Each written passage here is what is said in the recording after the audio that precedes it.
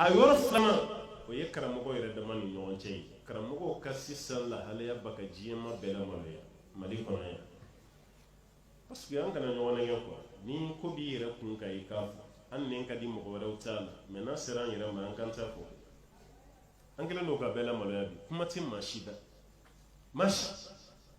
an kun tɛ sigi ko fɛn min bɛ kɛ jamana ni karamɔgɔ ni ɲɔgɔn cɛ o de kɛra sisan n'o tɛ imagine ɲuman y'an ka jamana ma surasiw kelen ka marifa ta ɲɔgɔn kama bere rouge ani bere vert karamɔgɔ de y'u lasigi ka kuma fɛ o ka dabila politiki mɔgɔw mana fɔ ɲɔgɔn kɔ ci bɛ bila karamɔgɔ de ma olu de bɛna k'u lasigi a ye sabali a ka jamana lajɛ aw kana ko kɛ aw yɛrɛ ka ko ye affaire personnalité affaire d'état de jamana de ta ni sendikaw fana ni jamana marabagaw bilara ɲɔgɔn na a ko bɛ ban yɔrɔ jumɛn karamɔgɔ de bɛ wele mais bi karamɔgɔ yɛrɛ dama de filɛ ɲɔgɔn na bamananw ka kuma ko ni mankan wulila bɛɛ ka taa kulu la mais ni mankan bɔra ni kulu fana cɛ an bɛ taa taa yɔrɔ si tɛ karamɔgɔ bɔ de ye image yɛrɛ bi fɛ ne kɔni t'a faamu maliyɛnw k'u jija u kana nin kɛ tagabolo ye ni bɛnbaliya donna ni ɲɔgɔn cɛ cogo o cogo a y'a kɛ ala yɛrɛ de jate kama aw kana an ka fɛrɛ lase faamaw fɛ yen n t'an ka tagabolo ye koyi wallahi an ka taabolo tɛ hali sigi la n'i y'i sigi ɲɔgɔn wele faama fɛ yen a bɛ gɛlɛya don aw ka sigi ni ɲɔgɔn cɛ i sigi ɲɔgɔn dama i y'a wele tribunali la i y'a wele gendarmerie aw ka sigi a bɛ ɲagami aw bɛ ɲɔgɔn musala de n'o tɛ aw dusukun bɛ ban ɲɔgɔn na faamaw tɛ anw ka fɛrɛ dilanba ye an yɛrɛ de b'an ka fɛn ye nin waati tile fila nin na bɛɛ bɛ ka dɔ fɔ procureur ma ne t'a f'i ye a ka ɲi ne t'a fɔ a man ɲi Umar bin Khattabi ko fɛn saba bɛ yen n'o ma tɛmɛ ni mɔgɔ cɛ i kana kalifi ni mɔgɔ ma voyager ɲɔgɔn fɛ i t'a ni furu ma tɛmɛ aw cɛ i t'a ni baara ɲɔgɔn ma tɛmɛ aw ni ɲɔgɔn cɛ i t'a tigi procureur jo b'a la jo t'a la an de ma s'a ma wa a bɛ ka ɲinɛ o yɔrɔ de kɔ aw de sera a ma a ma wuli kana misiri la k'a nana mɔgɔ minɛ a ma taa maa si ka du kɔnɔ aw de y'a fɛrɛ ta ka taa sɔrɔ a ka bureau la ka taa s'a ma ka taa convocation tigɛ contre x walima y ale bɛ mun kɛ a b'a ka bureau de kɔnɔ a b'a ka baara kɛ yan'an ka fɔ an bɛ jigin ale la mun de la an sera a fɛ yen an kuma an tɛ ka taa o n'an taara n'a ye kuma min fɔ n'o y'an blessé an b'o bɛɛ de kunsa kɛnɛ kan an y'o de fɔ n'an bɛ mun fɔ a fɛnɛ ye a y'a ka baara de kɛ mɔgɔ si t'a sɔsɔ mais ni affaire sugu ninnu ye affaire sensible de ye ni ninnu nana a fɔ a tigilamɔgɔ ye tɔn dɔ bɛ aw fɛ yan ko haut conseil a ye sigi aw ka taa yen o y'aw ka diinɛ tɔnba ye olu ka nin ko dilan a ye sigi a ka taa di mama na alimamuw ka fara ɲɔgɔn kan tɔn dɔ bɛ yen an ka cɛkɔrɔbaw don an ka alimamuw hali ne yɛrɛ ni n ka place ni seli waati sera ne bɛ taa seli alimami de kɔfɛ yala limanba b'a kalama wa n'o t'a kalama o lasigi u ka taga yen yan'u ka bɔ limanba ni haut conseil ani an ka diinɛ tɔn wɛrɛ minnu bɛ yan hali an ka société civile mɔgɔ minnu bɛ yan yan'olu bɛɛ ka dɛsɛ ne kɔni b'a dɔn wallahi affaire si tɛ se procureur fɛ yen mɔgɔ faga ko de kɛra ni ɲɔgɔn cɛ n'an bɛ pan an ka diinɛ tɔn yɛrɛ kunna ka taa an yɛrɛ di procureur ma hali n'o ye kuma fɔ an ma mun ka jugu jɔn de b'a jalaki a jɔ de t'a la ne delila ka misaliya dɔ d'i ma wa Amérique taga kelen nin na wallahi u taara misiriba dɔ yira an na misiri yɛrɛ ɲɛmɔgɔ de ye baro nin fɔ an ye an bɛ baro la fitiri min sanfɛ misiri sɔrɔla cogo min na a y'a fɔ o kɔfɛ a ko ni misiri min filɛ ko mankan dɔ de la ka wuli silamɛw ni ɲɔgɔn cɛ ni misiri kɔnɔ ye ko muso dɔ de y'a kɛlɛ ban muso min tɛ silamɛ ye jufu procureur de fɛnɛ ye ko jufu procureur yɔrɔ jogo dɔ b'an an yɛrɛ dama ni ɲɔgɔn cɛ a kɛra dama virus de ye an ni ɲɔgɔn cɛ sisan hali ni bɛn bɛ misiri kɔnɔ fo dɔ kana ni fitinani dɔ ye mun bɛ jama kɔ don ɲɔgɔn na o fana bɛ ka kan taabolo ye sisan misiri kɔnɔ o mankan ɲɔgɔnna bɛ wulila yen dɔ ko a bɛ kɛ nin ye dɔ ko ayi anw de bɛ kɛ nin ye o tuma na u nana fɛn kɛ ka ɲɔgɔn sama ka taga tribunal ye minnu bɛ kɛlɛ la a bɛɛ ye misiri kelen kɔnɔ mɔgɔw de u taara jɔn fɛ yen u taara procureur min fɛ yen muso de procureur ye dossier lajɛ a ɲɛ b'a la nin tɛ tribunal in na kun dossier ye silamɛ tɛ quoi a kana ɲinɛ n ko jufu de Amérique ayayi min ta feriye mun kan kana tribunal la ya Allah wa fer kunti programme ma fe fa yi ne ta ambal mo were de ni baro bonye ambal muslime mun be ya mami are de ni baro ako procureur yu kaddati foyini do masna ayna o ka jugement bi fan fla be na yoromi ayu be la metuguni usigna koka ayu la sigin akun kadine anga procureur kam mon ke o de rofle ayu la sigi aw kan ko nyani ay taga kitabu mun babulu na togo ko qur'ane aw kan aferi abe résoluer ka kitabu ko mun togo ko qur'ane ay ta ni problème wa jadi be qur'ane ko mun yeni fo islamete jifu ay sigin kana qur'ane da ila jabibi membe kelen fawi naw nana qur'ane da ila ni qur'ane ta maula convaincu ni aw nana ne fe ya mina kiri tige tige chogola tebe aw mabe munye ni fo islamete wache fenete musudi jifudi akoni foro rom na lu presira o kabo tribunal da fe presira o sele misiri la were benu ka kola fo ka se yasuma kute se itu ni procureur nya fo ni mun tara ni convocation inna lil fleni tige mun kama almanu eske limamba ba kalama o conseil ba kalama angalla dala tondo biya o benin kalama o tumana sigi kataga infolo yani kana ne da dokuman o menna le mani marola kabara kona ya antaro kona ya feni procedure antami kumina akoni ya kabara ke mo shita jala gewo muntara halsa ni kam wodema ni ya yale kumana an yɛrɛ ka bɛn a la parce que procureur ye fɛn dɔ fɔ a kana to ka bɔ hakili la dɛ a ko n'i y'a ye nin kɛra kɛnɛ kan est ce que nin t'a yira ko conseil yɛrɛ kɔnɔ ko bɛnbaliya de bɛ yen wallahi a ye nin fɔ a ka kuma la n'i y'a ye nin dara kɛnɛ kan ko nin b'a yira olu la ko conseil yɛrɛ kɔnɔ ko bɛn tɛ yen bɛnbaliya de bɛ yen aw n'a lajɛ procureur kan ka bɔ ko conseil mɔgɔw ka bɛnbaliya kalama kan ka bɔ a kalama adamaden jogo caman b'i la sokɔnɔmɔgɔw b'o o dɔn kɛnɛmamɔgɔ kana dɔn dɛ cɛw ka talen dɔ bɛ yen ko fini nɔgɔlen bɛ k'o so kɔnɔ de a tɛ k'o bɛɛ da la aw bɔlen filɛ n'aw yɛrɛ ye silamɛw yɛrɛ dama tɛ hali kereciyɛnw maloyara ni anw ka nin acte o ma miiri ko nin bɛ kɛ quoi wallahi hali olu yɛrɛ bilama ni y'u ɲininka o maloyalen kuma tɛ silamɛya ma an mana fɔ an bɛ nin ɲɛfɔ cogo o cogo wallahi an ka kuma nin bila o de ka fisa bɛɛ k'a fɔ k'i b'a dɛsɛ parce que i mana fɔ k'i b'a dɛsɛ i fana bɛna taga i ka part de la i bɛna taa part prise dɔ de kɛ o tuma na an ta de tiɲɛ o ye baara min kɛ o ye nin de kɛ est ce que silamɛw dɛsɛra mali kɔnɔ nin karamɔgɔbaw cɛ la ni silamɛ tɔn camanba nin cɛ la ni fara ɲɔgɔn kan ba nin cɛ la anw bɛ dɛsɛ k'an ka problème résolu f'an k'o cɛ de ka t'o di procureur ma ni maloya kan k'an minɛ quoi kuma tɛ k'a fɔ tuguni k'an bɛ ɲɔgɔn ka idée défend tuguni o kɔ la maloya ko de o b'a yira an ka sabali mali ni an bɛɛ ka mali e y'i ka kitabu kalan nin fana y'a ta de kalan n'aw ma ɲɔgɔn faamu o tɛ fanini banini kun bɔ o tɛ ɲɔgɔn danga kun bɔ kabini kun wallahi fɔnko ɲɔgɔnya bɛ diinɛ mɔgɔw ni ɲɔgɔn cɛ hali kira ka ɲɛnamaya la fɛn dɔ bɛ yen sahabaw ma ɲɔgɔn faamuya a la o ye kira yɛrɛ k'a to ɲɛnamaya la sahabaw ka hakilina kɛra fila ye fɛn dɔ la n'i y'an ka masayabu naani nin lajɛ a bɛɛ ye sunna karamɔgɔ de ye o abu hanifa de ye kɔrɔ ye maliki bɛ da o kan shafi bɛ da o kan ahmad bin hanbal bɛ da a kan nin ma naani relation tun b'a kelen kelen bɛɛ ni ɲɔgɔn cɛ maliki ni abu hanifa ka waati bɛnna abu hanifa bɛ sa san min a bɛ fatu san min tarikutigiw ka kuma la o bɛnna shafi bange san min ani shafi ma ɲɔgɔn ye mɛ maliki de shafi kan o shafi kelen de fana ye ahmad bin hanbal kan ahmad bin hanbal de fana ye bukhari kan ninnu ka kalan bɛɛ ye silisila de ye ka don ɲɔgɔn na mɛ i bɛ masala dɔ ye abu hanifa ka hakilina ni maliki ta tɛ kelen ye maliki ta ni shafi ta tɛ kelen ye alors que shafi ye kalan kɛ maliki fɛ mɛ maliki ka hakilina ni shafi ta tɛ kelen ye kuma yɔrɔ dɔ la kelen tɛ o waati kelen ahmad bin hanbal fana ye kalan kɛ shafi de fɛ mɛ i bɛ taa sɔrɔ différence dɔ bɛ ahmad bin hanbal ye kiiri faamu cogo min a n'a karamɔgɔ shafi ya faamu cogo min na kelen tɛ a bɛɛ ka taga sira bɛ yen kitabu dɔ bɛ yen ko fiku kitabu de ye nin ye ala mazahib al arba o mazhabu naani k'a bɛɛ fara ɲɔgɔn kan k'a kɛ kitabu kelen a bɛɛ n'a ka mazhabu wa ma si ka ɲɔgɔn neni ka ɲɔgɔn danga amaya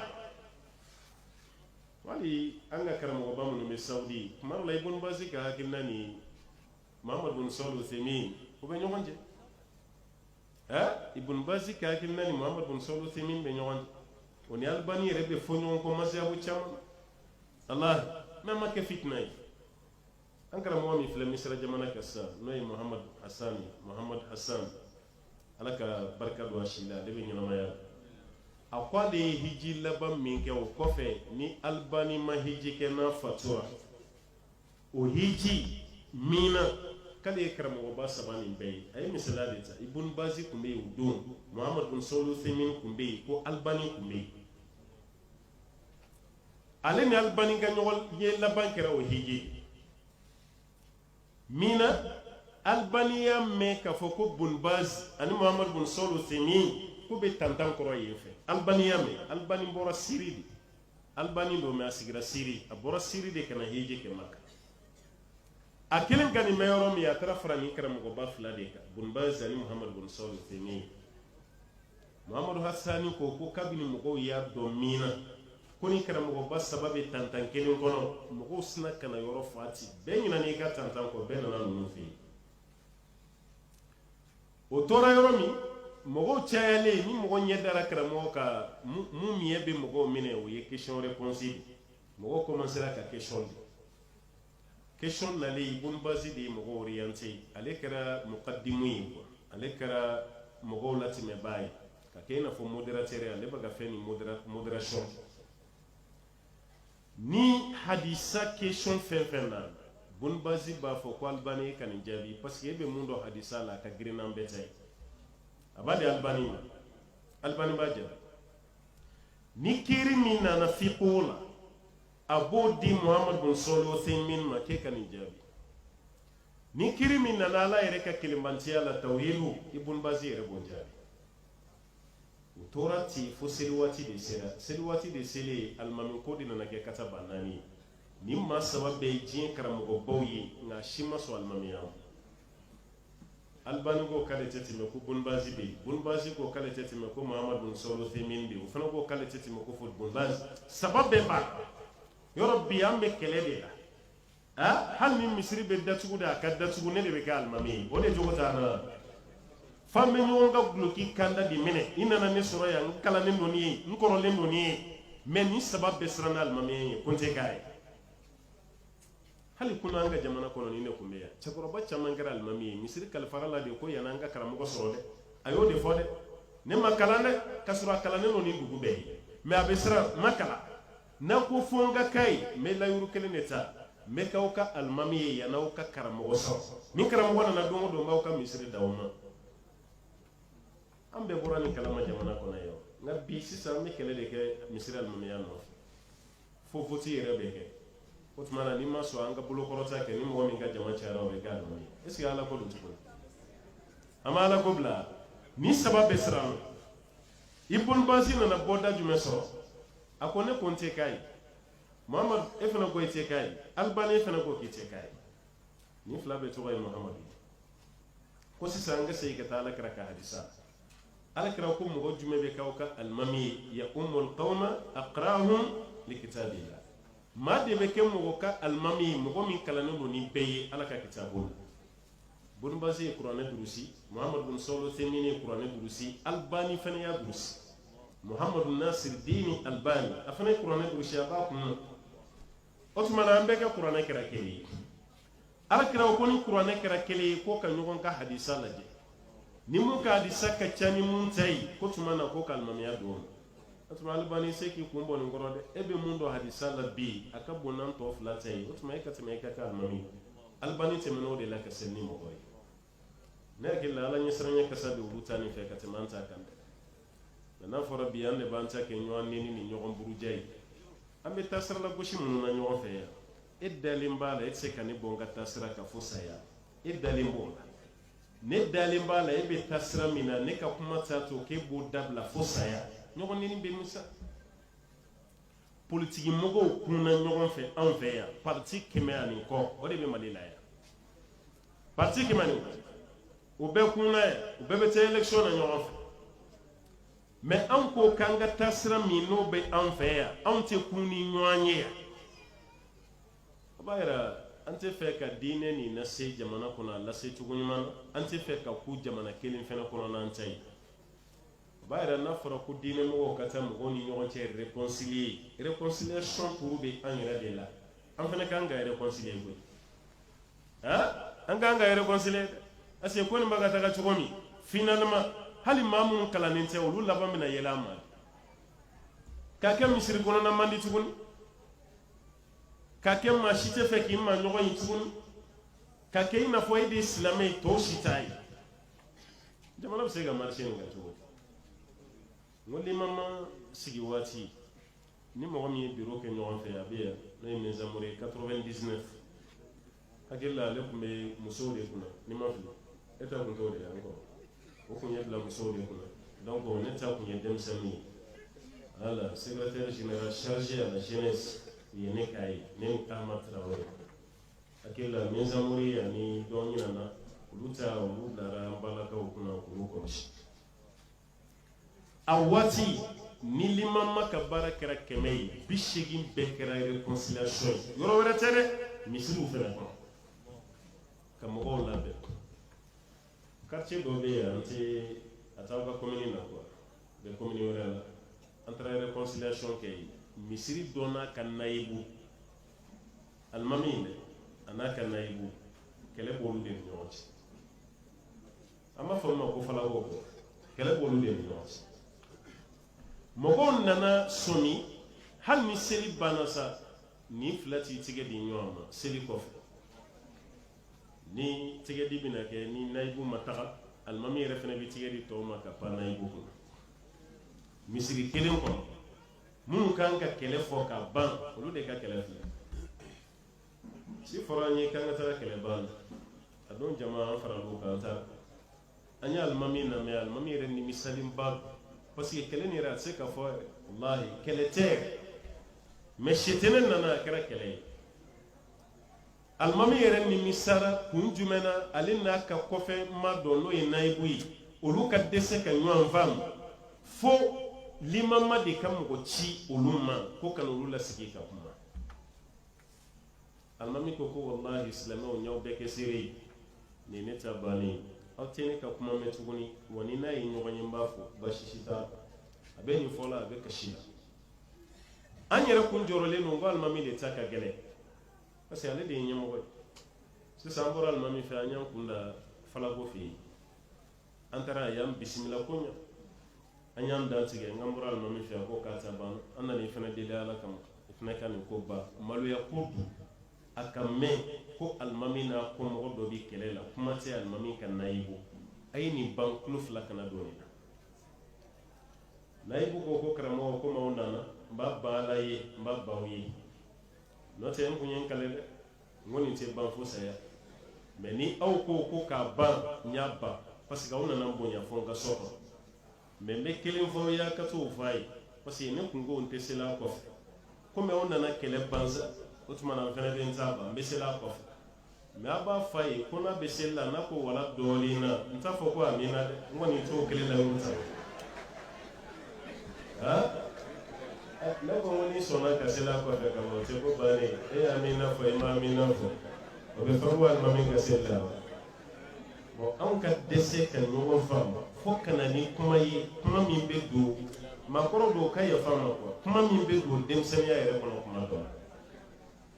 n'alimami ko wala dɔɔnin na e t'a fɔ ko amina e ka amina fɔbaliya bɛ mun tiɲɛ alimami ye Bukhari kolojɛ la alakira ko sallallahu alaihi wasallam ni maa min ka amina fɔ ni alimami ta mana bɛn k'ala bɛ yafa i ma i ka amina n'o ni alimami ta bɛnna k'ala bɛ yafa i ma maana mɛlɛkɛ ta bɛnna k'ala bɛ yafa i ma e minnu fɔ ka bɔ k'e t'a fɔ ko amina i y'a k'i yɛrɛ de la i ma kɛ alimami kɔni ta o tɛ alimami ka ko ye tuguni o ye de ka ko an ka hakili to a la donc misiriw kɔnɔ an ka réconcilier karamɔgɔw ni ɲɔgɔn cɛ an ka réconcilier